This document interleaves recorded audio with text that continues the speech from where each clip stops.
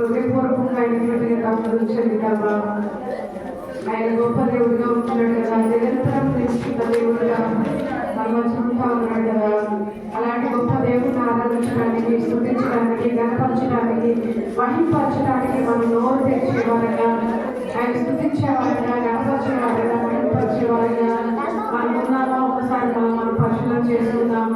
మనల్ని బట్టి అనేక మంది ఏ సాక్ష్యం చెప్పేవారు మన జీవితాలుగా ఉంది.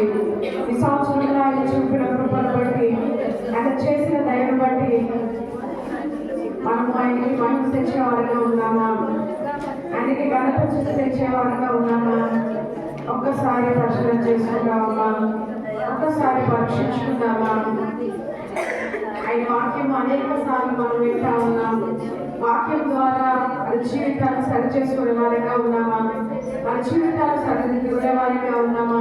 ఈ 11 నెలల్లో నా సాక్ష్యం ఏమై ఉండాలి అని ఒక చిన్న ప్రశ్న మనం వేసుకుందామా? ఈ సంవత్సరంలో నా భక్తి జీవితము బలనమ్మకమైన మంచి రాష్ట్రాలను పిలిపించుకునేదానిగా ఉందా? అవమానకరమైన జీవితం నాలో ఉందా? ఇష్టం లేని మాటలు, చూపులు, తలపులు, ఆలోచనలు, క్రియలతో ఇంకా ఆయన దుఃఖపెట్టేదానిగా ఉంటే ఒక్కసారి సరి చేసుకోవడానికి ఒప్పుకోగలకు ఇష్టపడితే దేవుని సన్నిధిలో ఒప్పుకుంటావా, సరి చేసుకుంటావా? అయ్యా, నీకు ఇష్టమైన జీవితాన్ని కలిగి ఉండడానికి సహాయం చేయండి. నా నోటిని అదుపులో పెట్టుకోవడం నాకు నేర్పించయ్యా, నా నోటిని సరి చేసుకోవడం నాకు నేర్పించయ్యా. వ్యర్థమైన మాటలు, పనికిరాని మాటలు, గొడవలు పెట్టే మాటలు, గొడవలుగా పెట్టి మాట్లాడే మాటలు అయ్యా నా నోట్లో నుంచి రాకుండా, అయ్యా నా నోటిని మీరు కాల్చువా. పెరుగులు కాల్చిన దేవుడు అయ్యా, నా నోటిని మూసుకోవడం నాకు నేర్పించండి. నా నోటిని జాగ్రత్తగా కాపాడుకోవడం నాకు నేర్పించండి. అయ్యా నా నోటి ద్వారా అనేక సార్లు నేను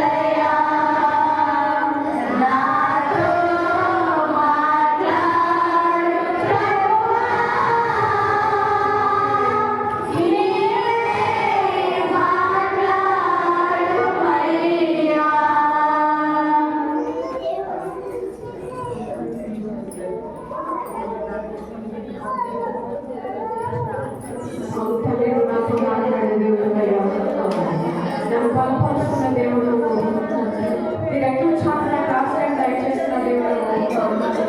అయ్యా ఒక్కసారి జ్ఞాపకం చేసుకోండి, ఒక్కసారి మాతో మాట్లాడండి, ఒక్కసారి నన్ను దర్శించండి ప్రభా. నువ్వు మాట్లాడితే నా జీవితం మారుతుంది, మాట్లాడితే నాకు వెలుగు వస్తుంది, మాట్లాడితే నాకు స్వస్థత వస్తుంది, మాట్లాడితే నాకు విజయం కలుగుతుందయ్యా. నాతో మాట్లాడయ్యా. ఒక్కసారి ప్రార్థన చేద్దామా? యేసయ్యా నువ్వు మాట్లాడే దేవుడవు, నేను మాటలు నేర్చుకుని నాకు దయచేయండి. నీ మాటలు మాత్రమే మాట్లాడగలిగే మనసు నాకు దయచేయండి. నిరంతరము నీ కొరకు జీవించేదానిగా అయా నీ కృపను నిరంతరం నాకు ఇస్తున్న దేవుడు కాబట్టి నేను కూడా నిరంతరం నీకు నమ్మకస్తురాలుగా నేను ఉండాలయ్యా. నా నోటిని మీరు కాల్చండి అయ్యా. అందరూ నాతో పాటు చెప్పండి, నన్ను దయచేసి నా నోటిని కాల్చండి అయ్యా. నా పెదవులను కాల్చండి అయ్యా. నా నాలుకను కాల్చండి అయ్యా. యెషయా పెదవులను కాల్చిన దేవుడవు. ఇదిగో ఇప్పుడే మీరు ఆయన్ని పెదవండి. నా పెదవులను మీరు కాల్చండి. నా నాలుకను పరిశుద్ధపరచండి.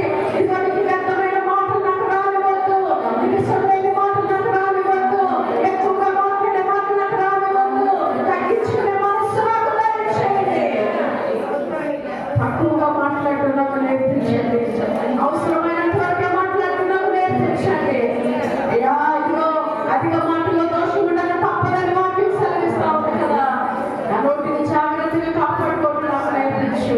నీ మాటకి చేతి కలిగి ఉండడం నాకు నేర్పించు. నీ మాటకు లోబడడం నాకు నేర్పించయ్యా. నీలో దినదినం ఎదిగే కృపను నాకు దయచేయండి ప్రభావి. ప్రార్థన చేద్దాం, అందరం వాడి ప్రార్థన చేద్దాం, మనకు వేడి చేద్దాం. మహాగణుడు, మహాగణుడు, జీవం కలిగిన యేసయ్య, ఏమిచ్చినా నీ రుణం నేను తీర్చుకోలేను ప్రభు. ఈ నెలాఖరులో ప్రభు నన్ను 16 రోజులనే నూతన సంవత్సరంలో ప్రవేశించింది.